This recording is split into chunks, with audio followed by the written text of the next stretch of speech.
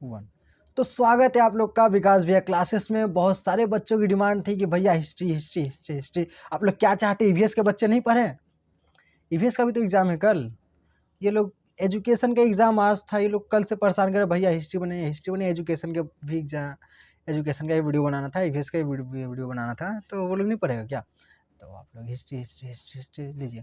तो आइए, तो हिस्ट्री का पहला मॉडल पेपर मैं आज अपलोड करूंगा और दूसरा का कल मैं वीडियो अपलोड करूंगा। हालांकि आप लोग इतना बोलते हैं तो मैं क्या करता हूं कि पहले से पीडीएफ बना के इस टेलीग्राम में दे देता हूं, ताकि आप लोग पहले से पढ़ लें, आपको वीडियो देखने की ज़रूरत ना पड़े, ठीक है। और इससे मेरे वीडियोस पे व्यूज़ कम हो जाते हैं, कि बच्चे तो पहले से पढ़ लिए हैं तो वो क्यों देखेंगे वीडियो। तो कोई बात नहीं, व्यूज़ ज़्यादा ज़रूरी नहीं है, आप लोग पढ़े, ये ज़्यादा ज़रूरी है। तो आगे देखते हैं। देखो यहाँ पर जो है हिस्ट्री में क्या, पहले क्वेश्चन पैटर्न समझते हैं। क्वेश्चन पैटर्न क्या होगा कि नहीं, 4 प्रश्नों को उत्तर दो, 3 मार्क्स के 4 प्रश्न रहेंगे, माने 4 प्रश्नों का उत्तर लिखना है, 5 प्रश्न दिए रहेंगे। तो अर्थशास्त्र की यहाँ पर देखो 5 क्वेश्चन दिया हुआ। अर्थशास्त्र की मूल विषय वस्तु क्या थी? अर्थशास्त्र, आप लोग को याद है ना, अर्थशास्त्र कौन लिखा है? कौटिल्य। कौटिल्य कौन थे? चाणक्य। चाणक्य कौन थे? चंद्रगुप्त के ये शिक्षक, ठीक है। तो शिक्षक महान होता है तो स्टूडेंट भी महान होता है। अच्छा, स्टूडेंट के नाम से ही शिक्षक जाने जाते हैं, ठीक है। तो अगर आप लोग महान होइएगा, हम लोग चारों को कैसे जानते हैं? अगर चंद्रगुप्त मौर्य नहीं रहता तो हम लोग क्या चाणक्य को जान पाते? ठीक। तो अगर आप लोग महान होइएगा तो आपके साथ मेरा भी नाम चमक जाएगा, तो आप लोग महान होइए, ठीक है। तो अर्थशास्त्र की मूल विषय वस्तु क्या थी? एकता कहने से आप क्या समझते हो, समझेंगे इसी वीडियो में, ठीक है। भक्तिवाद के मूल सिद्धांत क्या थे? तकनीकी क्रांति के संबंध में लिखिए। ज्योतिष से खगोल शास्त्र का विकास किस प्रकार हुआ, ये सब समझेंगे। बर्नी, अच्छा यहाँ पर हो गया 5 में से हम लोग को 4 लिखना है, ज़्यादा ऑप्शंस नहीं दिए हैं। अच्छा ये होता है कि 6 देता है, 6 में से 4 लिखना होता है, ज़्यादा ऑप्शंस रहते हैं तो अच्छा होता है, समझ रहे हैं ना, ज़्यादा ऑप्शंस, ठीक। तो उसके बाद देखो 2 नंबर, बर्नी के फतवा ए जहादारी में राजनीति के संबंध में क्या धारणा थी? तो बर्नी के बारे में पढ़ेंगे, बहुत इंपॉर्टेंट आदमी है ये बर्नी हम लोग के इतिहास के लिए। नए राजतंत्र में थॉमस क्रॉमवेल की क्या भूमिका थी? ये उतना इंपॉर्टेंट नहीं है, लेकिन यहाँ पे तो दिया हुआ। मनसबदरी प्रथा क्या थी, आप लोग को पता होना चाहिए। सूफी आंदोलन के परिणामों को लिखिए। क्रूसेड क्या है, आप लोग को पता होना चाहिए, मोस्ट इंपॉर्टेंट है, VVI है।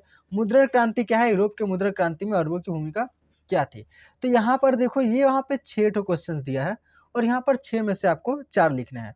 ये आपके थे 3 मार्क्स के, ये आपके थे 4 मार्क्स के। हाँ, किन्हीं 4 प्रश्नों को उत्तर दो, 4 गुने 5, ये 5 मार्क्स के हैं। किन्हीं 4 प्रश्नों को उत्तर दो, 4 तिया 12, ये 4 मार्क्स के, ये 3 मार्क्स के। 500 के 20, यहाँ पे भी 4 करना है तो 500 के 20, यहाँ पे भी 4 करना है, 4 तिया 12, ये 3 मार्क्स के, ये 5 मार्क्स का, ठीक है। और ये एक आएगा आप लोग का 8 मार्क्स का, ठीक है। तो ये हम लोग देखें मनसबदरी। सूफी आंदोलन के परिणामों को लिखिए। सूफी आंदोलन थोड़ा कम इंपॉर्टेंट है, भक्ति आंदोलन पढ़ के जाइएगा, भक्ति आंदोलन शायद इसके बाद वाला मॉडल पेपर में है। मुद्रण क्रांति क्या है? यूरोप के मुद्रण क्रांति में अरबों की भूमिका, ठीक है। और पर्सिया के क्षत्रप एवं चीन के मंडारिन पर टिप्पणी करें। धर्म सुधार आंदोलन के मार्टिन लूथर की भूमिका का वर्णन कीजिए। भौगोलिक आविष्कार के पृष्ठभूमि को लिखते हुए इसके महत्व का वर्णन कीजिए। तो देखिए, इतना सारा क्वेश्चन करके जा रहे हैं, यहाँ पे 3 में से कोई एक लिखना है। तो एग्जाम में ऐसा आप लोग अगर ये तीनों याद करके जाते हैं और एक मॉडल पेपर कराऊंगा, अगर 6 ठो याद करके जाते हैं तो 6 में से तो पक्का होना चाहिए कि ये वो आ जाए, ऐसा होना चाहिए, ठीक है। हालांकि मैं कभी दावा नहीं करता कि ये क्वेश्चन एकदम एग्जाम में आने ही वाला है, इससे मैं नहीं बोलता। अगर नहीं आया तो मेरा, आप लोग मजाक उड़ाइएगा, आप बोले तो भैया ये आएगा, नहीं आया तो मजाक के डर से मैं बोलता ही नहीं हूँ, ठीक है। मैं बोलता हूँ चांस है ज़्यादा। तो चलो इसका क्वेश्चन का आंसर देखते हैं। अर्थशास्त्र की मूल विषय वस्तु क्या थी? तो देखो, अर्थशास्त्र जो लिखा था कौटिल्य ने, तो उसका मूल विषय वस्तु राजनीति था। तो अर्थशास्त्र नाम से क्या पता चल रहा है? अर्थ माने पैसे का शास्त्र, ठीक है, पैसे के बारे में उसमें लिखा होगा। लेकिन उसमें पैसे के बारे में नहीं लिखा हुआ था, यही तो इसका गुण है कि उसमें राजनीति के बारे में लिखा हुआ था, पैसे के बारे में भी लिखा हुआ था, लेकिन जो मूल विषय वस्तु था वो था राजनीति। इसमें राजा की स्थिति, उसके उद्देश्य, उसकी योग्यता और दायित्वों का वर्णन किया गया है। यह ग्रंथ 5 भागों में बटा हुआ है, 5 नहीं 15 भागों में बटा हुआ, 15, ठीक है। तो यह ग्रंथ 15 भागों में बटा हुआ है। 15 ऐसे दिखाई देगा ना आप लोग को। अच्छा 15, जिससे प्रशासन, न्याय, कर व्यवस्था, जिसमें प्रशासन, न्याय, कर व्यवस्था, विदेश नीति, युद्ध रणनीति आदि के बारे में बताया गया है। तो बहुत बढ़िया किताब था। आज से हजारों साल पहले ये किताब लिखा गया कौटिल्य के द्वारा, और बड़ा बढ़िया किताब लिखा गया। कौटिल्य ने इसे राज्य संचालन और प्रबंधन का एक महत्वपूर्ण ग्रंथ बनाया जो आज भी प्रासंगिक माना जाता है। देखो ये आंसर आप लोगों को समझ में आया ही होगा। और यहाँ पर देखो इतना गैप मैंने क्यों छोड़ा है, क्योंकि आप लोग को याद रहे कि एग्जाम में क्या करना है, गैप छोड़ना है। आप लोग इतना आंसर लिखे उसके बाद आप गैप छोड़िएगा जरूर, एग्जामिनर सही करेगा और यहाँ पे आंसर देगा। और अगर आप अर्थशास्त्र के मूल विषय वस्तु लिख रहे हैं और ये 3 मार्क्स का आंसर है, तो आप लोग यहाँ पे थोड़ा हेडिंग दे दीजिएगा कि एक का उत्तर अर्थशास्त्र की मिले मूल विषय वस्तु। हेडिंग देके अंडरलाइन करके उसके बाद लिखना स्टार्ट करिएगा, ताकि एग्जामिनर को ज़्यादा से ज़्यादा सुविधा पड़े। वो बार बार पेपर चेक नहीं करने जाए कि हाँ ये कौन सा क्वेश्चन है, ये कौन सा क्वेश्चन है। अगर आप लोगों ने हेडिंग दे दिया कि अर्थशास्त्र की मूल विषय वस्तु, तो एग्जामिनर को पता चल जाएगा कि हाँ अर्थशास्त्र की मूल विषय वस्तु ही लिखा गया है। ठीक है। तो इक्ता कहने से आप क्या समझते हैं? इक्ता, तो इक्ता दिल्ली सल्तनत के समय भू प्रशासन की एक प्रणाली थी। किसके समय? दिल्ली सल्तनत। दिल्ली सल्तनत आप लोगों को पता होगा कि कब का समय है, 1200 के बाद, जब पूरे भारत का केंद्र कौन बना दिया था? दिल्ली। और दिल्ली सल्तनत माने मुस्लिम लोग आया था तब। ठीक है। तो जिसे इल्तुतमिश ने विकसित किया था। तो ये जो इक्ता है, इक्ता किसने विकसित किया था? इल्तुतमिश। ये कुछ नहीं है जैसे कि आज के समय में राज्यों को छोटे छोटे हिस्सों में बांटा गया ना, जिला को फिर छोटा छोटा करके बांटा गया है, इलाका, वार्ड, ये सब बांटा गया है। तो उसी को बोल देते, उस समय इक्ता कहा जाता था कि बड़े से राज्य को अच्छे से संचालन करने के लिए हम लोग क्या किए, वो लोग क्या किया था, बड़े राज्य को छोटे छोटे हिस्सों में बांट दिया था। और वो हिस्सा जैसे हम लोग आजकल कौन चलाता है? एमएलए को दे देते हैं कि ये ज़िला आप संभालिए, मुखिया को दे देते हैं कि ये एरिया आप संभालिए। ठीक है। तो ऐसे क्या हो गया, ये जगह का इक्ता कहा जाता था, और जो इस जगह में राज करते थे उसको इक्तादार कहा जाता था। ठीक है। इनका प्रशासन इक्तादार या मुक्ति करते थे, जो राजस्व वसूलते और सुल्तान को तय हिस्सा भेजते थे। तो ये लोग का काम क्या था? ये लोग पैसा वसूलते थे, राजस्व, कर, टैक्स वसूलते थे, और उसमें से कुछ हिस्सा रखते थे अपने पास और कुछ हिस्सा दे देते थे राजा को। ठीक है। भक्तिवाद के मूल सिद्धांत क्या थे? तो भक्तिवाद को समझते हैं। देखो ये इंपॉर्टेंट है। भक्तिवाद का जो मूल सिद्धांत एक ईश्वर की ही भक्ति था। ठीक है। भक्तिवाद कब हुआ था? भारत में ही हुआ था भक्तिवाद। भक्ति काल, जाति पाति का विरोध, धार्मिक आडंबरों का त्याग करना, प्रेम व समर्पण पर आधारित थे। भक्ति निष्काम और सच्ची होनी चाहिए। इसमें हिंदू मुस्लिम एकता, सामाजिक समानता और क्षेत्रीय भाषाओं में प्रचार पर जोर दिया गया। भक्ति संतों ने समाज सुधार का कार्य भी किया और लोगों को कर्म कांड से मुक्त किया। तो देखो भक्ति आंदोलन बहुत बड़ा आंदोलन था। ये आंदोलन भारत के दक्षिणी भाग से आया था। ठीक है। भारत के दक्षिणी भाग से आके पूरे उत्तर में फैल गया। सवाल ये आता है कि भारत के दक्षिणी भाग से आके उत्तर में फैल क्यों गया? बहुत तेजी से फैला था भक्ति आंदोलन। क्यों फैला था? क्योंकि उस समय ही किनका आक्रमण हुआ था? उस समय ही भारत में आ गए थे मुस्लिम लोग आके सबका धर्म बदल रहे थे। तो धर्म बदल रहे थे, तो ये बहुत, इस समय क्या होता है, आदमी लोग एक साथ आ जाता है, कोई आपका धर्म बदलेगा, आपका सारा हिंदू जाति एक साथ आ जाएगा। ठीक। तो उस समय भक्तिवाद ही क्यों फैला था? क्योंकि मुस्लिम लोग आया था और वो लोग धर्म चेंज करवा रहे थे। ठीक है। तो इसलिए आ गए थे, भक्ति आंदोलन फैला था। और भक्ति आंदोलन का मूल सिद्धांत था भक्तिवाद में एक ईश्वर होता है। जाति पाति का विरोध किया गया था, क्योंकि भारत में जाति पाति बहुत ज़्यादा होता था। उन लोगों को पूजा करने का अधिकार नहीं था। धार्मिक आडंबरों को त्याग करना, प्रेम व समर्पण पर आधारित। भक्ति निष्काम और सच्ची होनी चाहिए। भक्ति निष्काम माने हम लोग जो भगवान से भक्ति करते हैं, कौन सी भक्ति करते हैं? तो सकाम भक्ति करते हैं। उसमें क्या होता है, भगवान आपको 5 ठो लड्डू चढ़ा रहे हैं, 50 में 50 ला दीजिए एग्जाम में। ठीक है। तो ये क्या हो गया? सकाम भक्ति हो गई। भगवान को पूजा कर रहे हैं और उससे हम लोग कुछ चाहते हैं। तो भगवान की भक्ति ऐसे नहीं होनी चाहिए। भगवान की भक्ति निष्काम होनी चाहिए। हमका पूजा कर रहे हैं, हमें आपसे कुछ नहीं चाहिए। ठीक है। तो होता है निष्काम भक्ति। इसमें हिंदू मुस्लिम की एकता, सामाजिक समानता, ये सब का भी प्रचार किया गया। जोर शोर से पढ़ लीजिएगा आप लोग। तकनीकी क्रांति से के संबंध में लिखिए। तो तकनीकी क्रांति के संबंध में देखो, तकनीकी क्रांति से तात्पर्य उन महत्वपूर्ण आविष्कारों और खोजों से है जिन्होंने विभिन्न क्षेत्रों में बड़ा बदलाव लाया। तकनीकी क्रांति से तात्पर्य उन महत्वपूर्ण आविष्कार हुआ था आज से कई साल पहले, जैसे कि कंपास। कंपास का आविष्कार हुआ तो अब कि अगर समुंदर में कहीं भी जाना है, पहले का आदमी लोग समुंदर में ट्राई करता था कहीं जाने का, लेकिन भटक जाता था। लेकिन जैसे ही इधर से हवा बहा, इधर से हवा बहा, इधर से जा रहा था, पता कैसे चलेगा समुंदर में कौन सा दिशा में जा रहा है? ध्रुव तारा कब तक कम आएगा? बादल में बादल है आसमान में, ध्रुव तारा दिखाई नहीं देगा, रात के समय है तो कैसे देखेंगे? ठीक है, तो कंपास जब आया तो कंपास बहुत अच्छा उपकरण था। ठीक है, तो जैसे कंपास और नौवहन तकनीकों के विकास से समुद्री यात्रा आसान हुआ, जिससे व्यापार और अन्वेषण को बढ़ावा मिला। कृषि में तकनीक प्रगति ने फसलों की उपज बढ़ाई थी। उस समय तकनीक में ही प्रगति हुआ था। वो लोग लोहा का हल बना के खेती करना स्टार्ट किया और क्या किया, 3 प्रणालीय द्विप्रणालीय खेती करना स्टार्ट किया। मैंने एक बड़ा हिस्सा था ज़मीन का, ठीक, उसको 3 भागों में बाँट दिया। एक साल में पहला साल ई 2 हिस्सा में खेती करता था, फिर दूसरा साल ई 2 हिस्सा में, फिर तीसरा साल ये हिस्सा, ठीक है। 3-3 हिस्सा में खेती करता था, एक हिस्सा को छोड़ देता था। माने अलग-अलग तरह का तकनीक आया। फिर ज़मीन को खोदने के लिए अलग-अलग तरह का मशीन आ गया। तो उस समय क्या हुआ था, बहुत कुछ हुआ था। तो जिससे खाद्य संकट कम हुआ, सैन्य तकनीक में बारूद, तोप और मशीन गनों का विकास हुआ था। तो ये वो समय था जब बारूद, मशीन गन ये सब आया था, जिससे युद्ध प्रणाली बदल गई थी और इसी कारण अंग्रेज लोग पूरी दुनिया में राज भी कर पाए थे।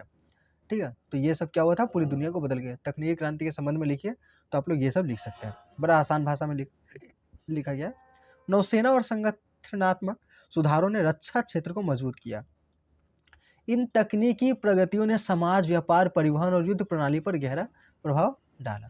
ठीक है, तो बड़ा बहुत गहरा प्रभाव डाला। अगर ये सब नहीं होता तो आज का दुनिया नहीं होता। ज्योतिष से खगोल शास्त्र का विकास किस प्रकार हुआ? तो ज्योतिष हम लोग जानते हैं कि रोज यूट्यूब पर आप लोग वीडियो देख रहे हैं, देखते देखते आ जाएगा एस्ट्रोलॉजर का ऐड। एस्ट्रोलॉजर बोलेगा आपका विवाह नहीं हुआ, आपकी धर्म पत्नी कहाँ मिलेगी, कैसे मिलेगा, वो अभी क्या कर रही है, हम सब कुछ बताएंगे। अब बस आप यहाँ पे और चैट फ्री आ जाइए, हम ज्योतिष हैं। ठीक है, तो ज्योतिष लोग हाथ देख के बता देता है कि एगो शादी होगा, का किससे होगा, कब मिलिएगा।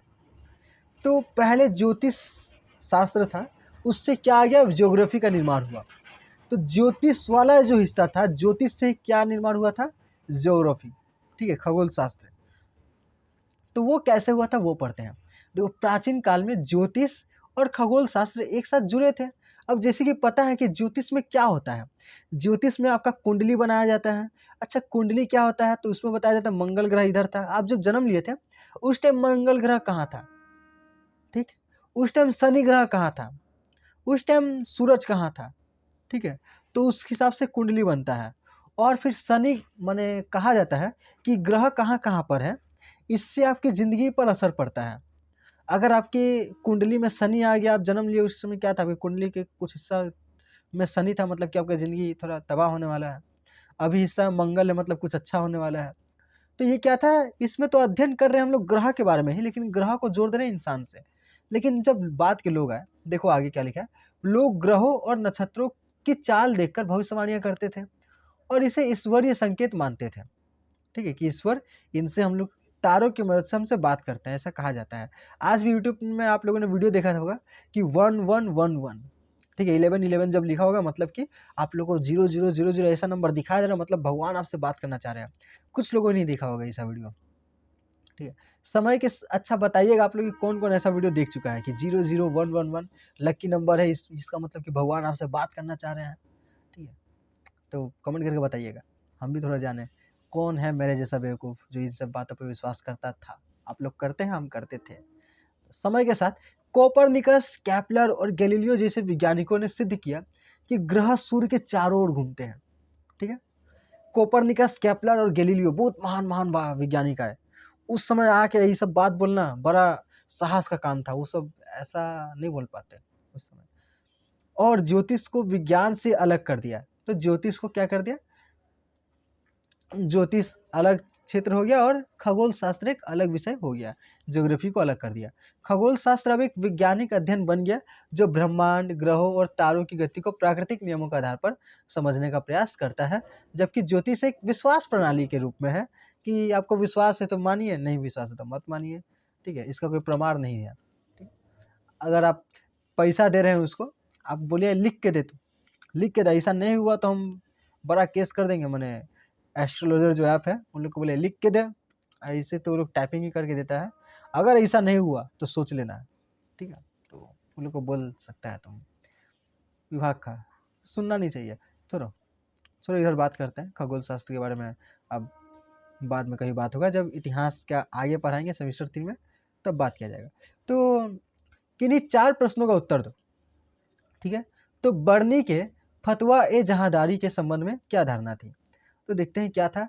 जियाउद्दीन बर्नी की पुस्तक फतवा ए जहांदारी दिल्ली सल्तनत के शासन और राज्य की प्रकृति को समझने का प्रयास करती है। वह मानता था कि धर्म और शासन आपस में जुड़े हुए हैं। धर्म और शासन क्या हुआ? आपस में जुड़ा हुआ है, और शासक को इस्लामी सिद्धांतों के अनुसार न्याय करना चाहिए, ठीक है। इस्लाम की किताब में लिख दिया है कि क्या कैसे कैसे न्याय करना चाहिए, और उसी के अनुसार उन लोगों को न्याय करना चाहिए। उसने समाज में मुस्लिम उच्च वर्ग अशराफ को सत्ता में बनाए रखने और निम्न वर्ग अजलाफ को शासन से दूर रखने की वकालत की, ठीक है। ये क्या बोल रहे कि जो उच्च वर्ग के आदमी हैं वो लोग सत्ता को देखेंगे, और जो निम्न वर्ग के आदमी हैं वो लोग सत्ता से दूर रहेंगे। हालांकि उसने न्याय, दया और विवेकपूर्ण शासन पर भी जोर दिया। बर्नी ने यह भी कहा कि राजनीति, विवेक और धार्मिक सिद्धांतों से अधिक महत्व दिया जाना चाहिए ताकि राज्य की स्थिरता बनी रहे। तो ये था बर्नी का कथन, बहुत ही अच्छा कथन उन्होंने फतवा जहांदारी में लिख के गए हैं। ये इंपॉर्टेंट क्वेश्चन है बर्नी के बारे में। नए राजतंत्र में थॉमस क्रामवेल की भूमिका क्या थी? तो थॉमस क्रामवेल देखो क्या थे। थॉमस क्रामवेल ने इंग्लैंड में नवीन राजतंत्र के विकास में महत्वपूर्ण भूमिका निभाई थी, ठीक है। राजतंत्र क्या होता है? तो जो राजा शासन करता है तो उसको बोलते हैं राजतंत्र। तो एक नया राजतंत्र कौन लाया थे? Thomas Cromwell. नया राजतंत्र क्या है भैया? तो देखो, वह 1534 से 1540 तक राजा हेनरी अष्टम के प्रधानमंत्री रहे। उन्होंने चर्च और राजा के बीच संबंधों को पुनर्भाषित किया और इंग्लैंड सुधार आंदोलन का समर्थन किया। उस समय जो चर्च था, 1534 से 1540 का जो चर्च व्यवस्था था, चर्च बड़ा ही घोर पापी किस्म का आदमी हो गया था, ठीक है। वो लोग क्या करता था, वो लोग एक किताब बेचता था और बोलता था कि अगर आप लोग ये किताब खरीदेंगे तो आपका सारा गुनाह माफ हो जाएगा, एकमात्र किताब खरीदने से। और चर्च को बहुत सारा टैक्स भी देना पड़ता था, आम आदमी लोग को टैक्स देना पड़ता था। तो उस समय जो चर्च था बड़ा ही घोर बदमाश किस्म का आदमी था। उन्होंने राजा की केंद्रीय सत्ता को मजबूत किया। तो ये थॉमस क्रैमवेल ने क्या किया, उन्होंने बोला कि चर्च अलग रहो, राजा को अलग काम करने दो। चर्च लोग ही राजा को आदेश देता था कि ऐसे करो, ऐसे मत करो, ऐसे करो, ऐसे मत करो। चर्च की स्वतंत्रता को समाप्त कर उसे राज्य के अधीन लाया गया। चर्च पहले बोलता था कि हम जो चाहेंगे वो करेंगे, ठीक है, तो उसको राज्य के अधीन लाया। और प्रशासनिक सुधार किए। उन्होंने सामंतों और चर्च की शक्ति को कमजोर कर राजशाही को अधिक संगठित कर सशक्त बनाया। अगर सामंत कौन है? जो राजा के नीचे आते हैं, जो अमीर लोग हैं, उनकी शक्ति को कम किया गया, ठीक है। फ़ोन का चार्ज भी कम है, फ़ोन का चार्ज 15% है। पावर बैंक नहीं मिल रहा है मेरा, क्या पता कहाँ रख दिया। तो उनके विचारों ने इंग्लैंड में एक मजबूत और केंद्रीकृत सरकार की नींव रखी। मानस बदरी प्रथा क्या है? तो ये सब क्या हो गया? थॉमस क्रामवेल का विचार हो गया न्यू मोनार्की को लेकर के, ठीक है। तो आशा है कि आप लोगों को समझ में आया होगा। मनस बदरी प्रथा क्या है, इसके बारे में जानते हैं। देखो, मनस बदरी प्रथा इंपॉर्टेंट है, इसकी विशेषताओं का वर्णन कीजिए। तो देखो, मनस बदरी प्रथा मुगल प्रशासन और सेना का मुख्य आधार था, ठीक है, मानस बदरी, जिसे अकबर ने 1571 ईस्वी में शुरू किया। इसमें अधिकारियों और सैनिकों को मनसब दिया जाता था, जो उनके रैंक और जिम्मेदारियों को दर्शाता था। मनसब माने पद, जैसे कि हम लोग का आर्मी में पद होता है ना, आप लोग में से कई एनसीसी किए होंगे तो उन लोग को पता होगा कि रैंक क्या होता है।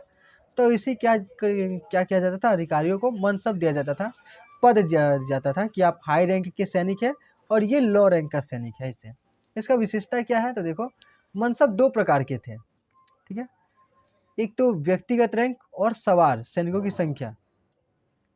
जो मनसब दिए जाते थे, माने सैनिक का नाम दिया गया है, ठीक है, तो वो किस रैंक का है और उसका नंबर क्या है। तो हम लोग आज भी जानते हैं कि हम लोग वैसे ही नंबर, सैनिक नंबर 812 ऐसे करके नंबर दिया जाता है, तो वैसे ही करके है, ठीक है। राइफल नंबर, ये नंबर, रेजिमेंट नंबर इतना का इतना। तो इसके बाद देखते हैं मनस भद्रों का वेतन या जागीर दी जाती थी। तो जो ये होते थे ये लोग, इनको क्या दिया जाता था? वेतन दिया जाता था, जिससे वे सैनिकों का खर्च उठा सकते थे। तो उनके अंडर में सैनिक होता था, ठीक है, मनस भद्रों के अंदर में मनसब, एक हाई रैंक का आदमी हो गया, उसके अंदर में सैनिक रहता था, तो उनको वेतन दिया जाता था और वे क्या करते थे? चलाते थे, वो आगे का आदमी लोग को वेतन देते थे। मनसबदार सीधे बादशाह के अधीन होते थे। तो ये जो लोग थे ये किसके अधीन होते थे? बादशाह के अधीन, जिससे प्रशासन मजबूत बना। ये बादशाह की बात सुनेंगे, ठीक है, और सैनिक इनकी बात सुनेगा। मनसबदारी पद वंशानुगत नहीं था, ठीक है, मनसबदारी उनका बेटा उसका बनेगा, उसका बेटा उसका बनेगा, तो मनसब बनेगा ऐसा कोई जरूरी नहीं था। जो योग्य होगा वो बनेगा, यानी राजा की इच्छा से मनसब मिलता और छीना भी जा सकता था। तो इससे क्या होता? मनसबदार ज़्यादा पावरफुल नहीं हो पाते थे, ठीक है। इससे एक बड़ी और संगठित सेना बनी, जिससे मुगल साम्राज्य शक्तिशाली हुआ था और अंग्रेज मुगलों का कुछ नहीं बिगाड़ सकते थे। लेकिन औरंगजेब मारा गया, इसके बाद से ही अंग्रेज भारत में आ पाए। देखो सूफी आंदोलन, सूफी आंदोलन बड़ा ही बढ़िया आंदोलन है। देखो सूफी आंदोलन में क्या था, ये तो है मुस्लिम, ठीक है, लेकिन इनको हिंदू धर्म का एक विचार पसंद आया, धार्मिक आंदोलन का, कि भगवान की भक्ति करो, भगवान से प्रेम करो, ठीक है। लेकिन मुस्लिम धर्म में ऐसा नियम नहीं था। भगवान अल्लाह अलग है और इंसान अलग है। अल्लाह बहुत ही पवित्र है और इंसान बहुत ही तुच्छ है, ठीक है, ऐसा माना जाता है। तो इंसान अल्लाह से प्रेम करने का लायक ही नहीं है, ऐसा माना जाता था। लेकिन सूफी लोगों को मन था कि इनको भी क्या हो, अल्लाह से प्रेम करे। तो ये लोग का एक अलग सा आंदोलन इन लोगों ने चलाया, ठीक है। पढ़ते हैं परिणाम क्या है। सूफी आंदोलनों के परिणाम। सूफी आंदोलन ने भारतीय समाज और संस्कृति पर गहरा प्रभाव डाला, ठीक है। सूफी आंदोलन ने भारतीय समाज और संस्कृति पर गहरा प्रभाव डाला। धार्मिक सहिष्णुता। सूफियों ने हिंदू मुस्लिम एकता पर जोर दिया, जिससे समाज में भाईचारा बढ़ा, ठीक है। सामाजिक सुधार। जाति पाति, ऊंच नीच और भेदभाव का विरोध किया, जिससे समाज में समानता की भावना बढ़ी। राजनीति पर प्रभाव पड़ा।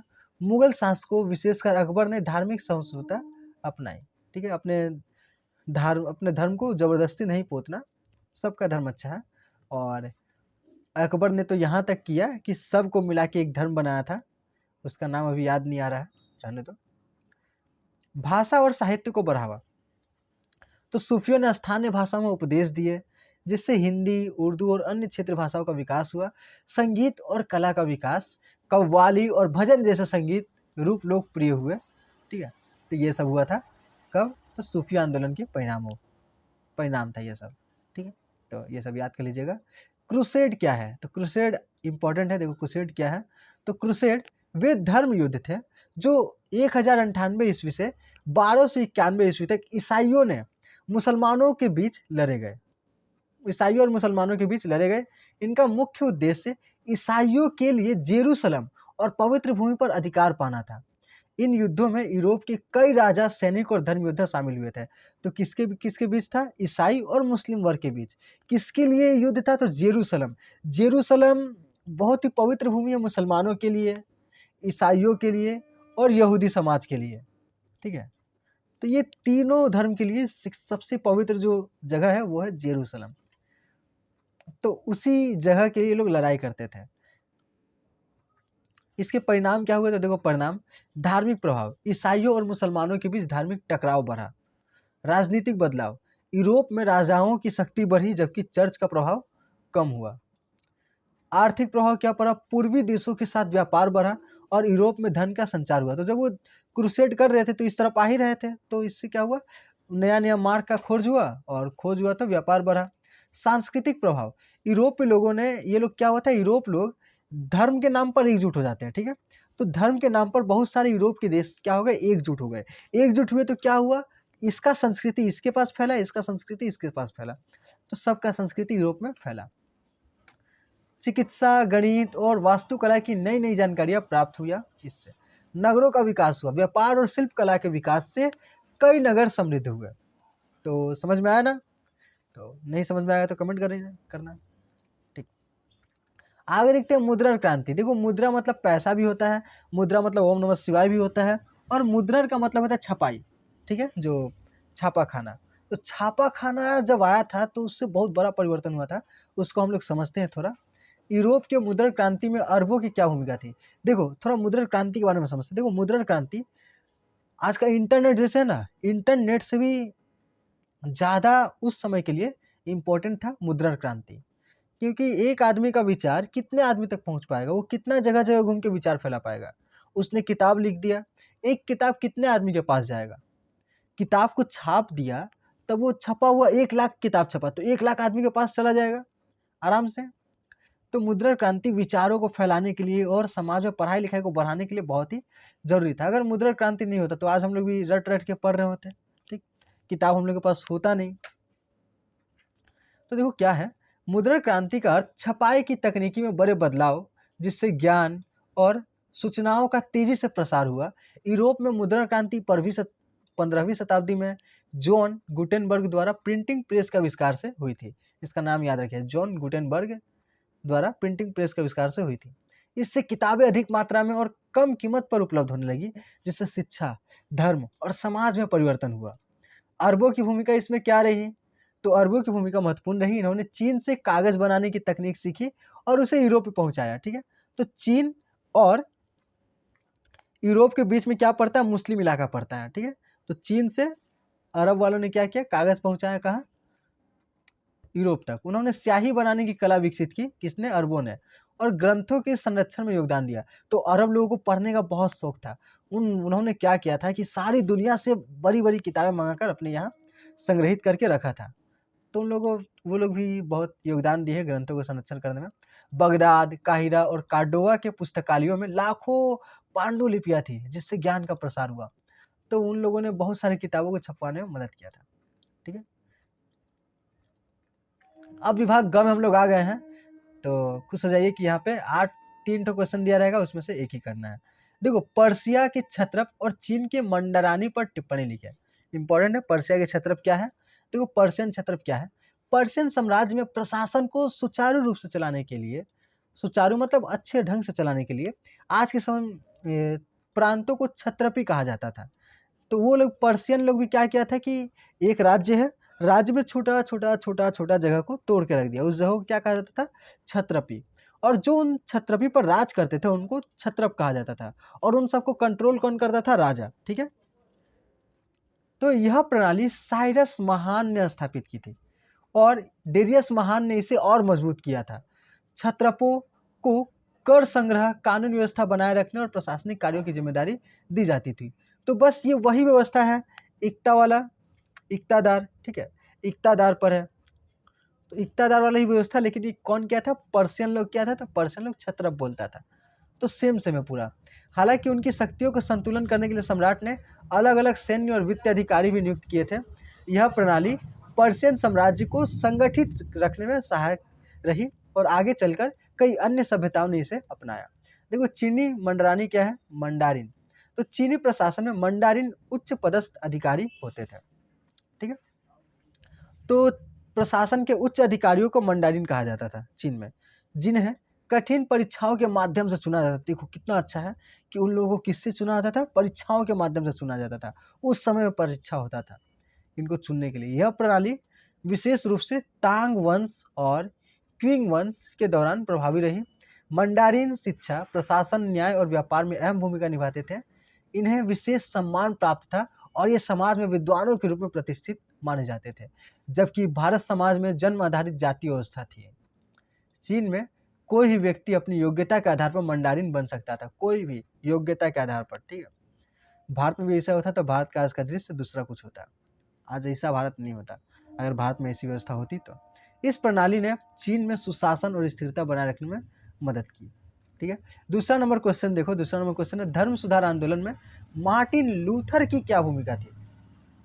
तो देखो, धर्म सुधार आंदोलन में मार्टिन लूथर की भूमिका, ऐसे ही, हाँ यही हेडिंग का बात करते हैं कि अगर आप लोग हेडिंग लिखे, आंसर लिखेगा तो एक हेडिंग दे दीजिएगा ऐसा, उसको अंडरलाइन कर दीजिएगा, उसके बाद आंसर लिखेगा। मार्टिन लूथर यूरोप में हुए धर्म सुधार आंदोलन के प्रमुख नेता थे। ठीक है, उन्होंने कैथोलिक चर्च की बुराइयों का विरोध किया और ईसाई धर्म में सुधार की मांग की। वो जानते थे कि चर्च क्या कर रहा है, बहुत गलत काम कर रहा है। ठीक है, वो इंसानों से टैक्स ले रहा है, सभी से अलग से टैक्स ले रहा है, और वो लोग सबको क्या बोल रहा है, ए इधर आओ। जैसे भारत में क्या था, बहुत सारा बुराई था कि पंडित जी को इतना पैसा देना होगा, पंडित जी लोग को अच्छा से पूजा पाठ करना हो, नहीं तो पंडित जी लोग श्राप दे दिया तो आपको नर्क मिलेगा। तो वैसा उधर भी था, ठीक है। पूरा दुनिया एक ही तरह का है, ऐसा नहीं कि वो लोग अलग था, तो ऐसा ही था। धर्म सुधार की शुरुआत। लूथर ने चर्च की उन नीतियों का विरोध किया जिनमें लोगों से पैसे लेकर उनके पापों को माफ किया जाता था। तो ये किया जाता था चर्च में, उनसे पैसे लेंगे, अब तुम्हारा पाप माफ हो गया, ठीक है। जैसे कि अभी कुंभ में क्या हो रहा था कि 100 रुपया दो, आपका वीडियो कॉल में आपको स्नान करा देंगे, ठीक है। तो ऐसा कुंभ में नहा के क्या होगा, आपका पाप प्रायश्चित हो जाएगा। तो ऐसा ये सब बात है। 1517 में उन्होंने अपनी 95 थीसिस नामक पुस्तक चर्च के दरवाजे पर टांग दी, जिसमें उन्होंने चर्च की नीतियों को आलोचना की थी कि चर्च ये सब जो काम है ये खराब कर रहे हो। उन्होंने कहा कि मोक्ष केवल ईश्वर की कृपा से प्राप्त हो सकता है, न कि चर्च के कर्मकांडों से। आपका कर्मकांड से जो मोक्ष वो प्राप्त नहीं हो सकता। धर्म सुधार आंदोलन का प्रभाव क्या क्या पड़ा। लूथर ने बाइबिल का लैटिन से जर्मन भाषा में अनुवाद किया, जिससे आम लोग भी इसे पढ़ सकते थे। तो पहले वो सब समझाने का ठेका कौन ले लिया था, जो लोग पादरी थे, पादरी लोग को ही लैटिन भाषा आता था। अब इसका अनुवाद कौन किस में कर दिया, जर्मन भाषा में, आसान भाषा में, ठीक है। जैसे यहाँ पे संस्कृत भाषा है, वैसी लैटिन भाषा भी मुश्किल है, और हिंदी जैसी यहाँ पे वैसे जर्मन है, आसान है, जिससे कि सभी लोग इसको समझ सके बाइबिल को। उन्होंने चर्च के अनुशासन और अनैतिक गतिविधियों का विरोध किया। उनके विचारों के कारण यूरोप में कैथोलिक और प्रोटेस्टेंटों गुट में विभाजन हुआ। इस आंदोलन से कई देशों में धार्मिक और राजनीतिक स्वतंत्रता को बढ़ावा मिला। मार्टिन लूथर का आंदोलन केवल धार्मिक सुधार तक सीमित नहीं था, बल्कि इसने समाज में स्वतंत्र सोच और वैज्ञानिक दृष्टिकोण को भी बढ़ावा दिया। इनकी क्रांति ने आधुनिक यूरोप में निर्माण में महत्वपूर्ण भूमिका निभाई। तो ये सब पढ़ लीजिएगा, आशा है कि समझ में आया ही होगा, ठीक है। तो मार्टिन लूथर का भूमिका का वर्णन कीजिए। आगे देखते हैं। और ये लास्ट क्वेश्चन सुन के आप लोगों के चेहरे पर भी खुशी आ जाती है, और मेरे चेहरे पर भी, ठीक है। तो देखो, भौगोलिक आविष्कार के पृष्ठभूमि को लिखते हुए इसके महत्व का वर्णन कीजिए। भौगोलिक आविष्कार की पृष्ठभूमि, भौगोलिक आविष्कार कैसे कैसे हुआ था, क्या क्या हुआ था। देखो, भौगोलिक आविष्कार की पृष्ठभूमि और महत्व, ऐसे हेडिंग दे देंगे, आंसर नंबर लिखेंगे, 3 का 3 लिख रहे हैं आंसर, और ऐसे हेडिंग देके इसको अंडरलाइन करेंगे, फिर उसका आंसर लिखेंगे, ठीक है। पृष्ठभूमि और महत्व बोला गया है, तो पहले पृष्ठभूमि और उसके बाद महत्व। देखो, पृष्ठभूमि क्या है। भौगोलिक आविष्कारों की पृष्ठभूमि मध्ययुगीन यूरोप में समुद्री यात्रा और यूरोप के विकास से जुड़ी हुई थी। 12वीं और 13वीं शताब्दी में चुंबक की कंपास, उन्नत जहाज निर्माण तकनीकी और विस्तृत मानचित्रों के विकास ने अन्वेषण युग की नींव रखी थी। अन्वेषण, अच्छा, ये भौगोलिक आविष्कार क्या है, नए नए जगह की खोज। अमेरिका का खोज हुआ। अमेरिका के बारे में पहले लोग नहीं जानते थे, पहले जानते थे भारत, चीन, रूस, ये अरब का कुछ देश, और उधर यूरोप, यही पूरा दुनिया है। ऑस्ट्रेलिया के बारे में कोई नहीं जानता था, अमेरिका के बारे में, उत्तरी अमेरिका, दक्षिण अमेरिका के बारे में कोई नहीं जानता था, ठीक। तो ये सब के बारे में कब पता चला, जब ये लोग भौगोलिक खोज करने निकले। और क्यों खोज करने निकले थे, ताकि वहाँ का सोना वहाँ से उठा के यहाँ पर लेके आ सके, लूट मार करेंगे, वहाँ का सोना यहाँ पर लेके आ जाएगा। अरब और यूरोप में नाविकों ने नए समुद्री मार्गों की खोज की, जिससे व्यापारिक गतिविधियां भी बढ़ी, वहाँ के सामान को यहाँ पे लाके बेचा, तो इससे और लाभ भी हुआ था।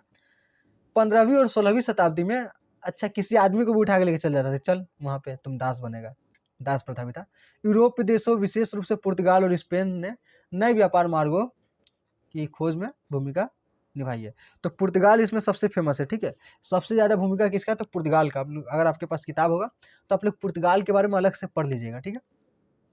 देखो, महत्व, नए व्यापार मार्गों की खोज। महत्व क्या है, तो नए व्यापार मार्ग की खोज हुआ। पहले देखो, क्यों नया व्यापार मार्ग का खोज हुआ। यूरोप और इंडिया से लेके जाना है मसाला, यूरोप और इंडिया के बीच में पड़ता है अरब देश। अरब देश का आदमी लोग एकदम खतरनाक, मुस्लिम लोग एकदम खतरनाक, रास्ता में आएगा काट वाट देगा अंग्रेज लोग को, वो लोग डर गया था। तो उसको चाहिए था दूसरा रास्ता कुछ था ही नहीं, तो समुद्र से आना पड़ता। तो नया व्यापारिक मार्ग का खोज हुआ, तो इससे क्या हुआ, यूरोप और एशिया के बीच समुद्री मार्ग द्वारा क्या हुआ, खुलने से वस्तुओं का आदान प्रदान बढ़ गया। औपनिवेशिक साम्राज्य की स्थापना। यूरोपीय शक्तियों ने अमेरिका, अफ्रीका और एशिया में अपने उपनिवेश स्थापित किए थे। तो इससे क्या होता है, औपनिवेशिक साम्राज्य की भी नींव ऐसे ही हुई थी। अब वो लोग भारत आए, भारत के बारे में जाने, तभी ना वो लोग भारत को उपनिवेश बना पाए, उपनिवेश, और यहाँ से बहुत सारी चीज़ें अपने देश में लेकर चले गए। कोलंबियाई विनिमय, जो खाद्य पदार्थों, प्रौद्योगिकी और सांस्कृतिक तत्वों का आदान प्रदान हुआ, जिससे दुनिया भर में जीवन शैलियों में बदलाव आया था।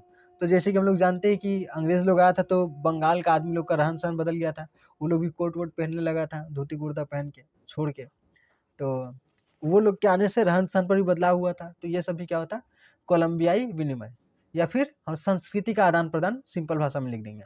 ठीक है, ये सब किसके द्वारा हुआ था, जब भौगोलिक आविष्कार हुआ था तभी ये सब हुआ था। और आगे देखते हैं वैश्विक अर्थव्यवस्था का विकास। व्यापार और वाणिज्य के विस्तार से यूरोप और अन्य देशों की अर्थव्यवस्था भी मजबूत हुई। ठीक है? और वैज्ञानिक और भौगोलिक ज्ञान में वृद्धि। वैज्ञानिक, अब भारत के आदमी में अलग, भारत के आदमी लोगों के पास अलग ज्ञान है, यूरोप में अलग ज्ञान है, दोनों का विज्ञान मिला, तो दोनों का ज्ञान जब मिला तो एक अलग ज्ञान आया। ठीक है, जो दोनों का ज्ञान से मिला हुआ, तो ये ज़्यादा बेटर होगा ना, इसका ज्ञान इसका ज्ञान, ये दोनों ज्ञान मिलके जो एक अलग ज्ञान बनेगा वो थोड़ा ज़्यादा बेटर होगा। ठीक है, तो ये सभी हुआ था और इसी के साथ खत्म हो जाता है। और इसके बाद देखो यहाँ पे इंग्लिश में लिखा हुआ है, जो इंग्लिश मीडियम के बच्चे होंगे वो मेरे टेलीग्राम चैनल पर जाए और वहाँ से इंग्लिश में भी पढ़ सकते हैं। ठीक है, तो बस आज के लिए इतना ही। कल सुबह सुबह आ जाएगा 10 बजे तक दूसरा वीडियो।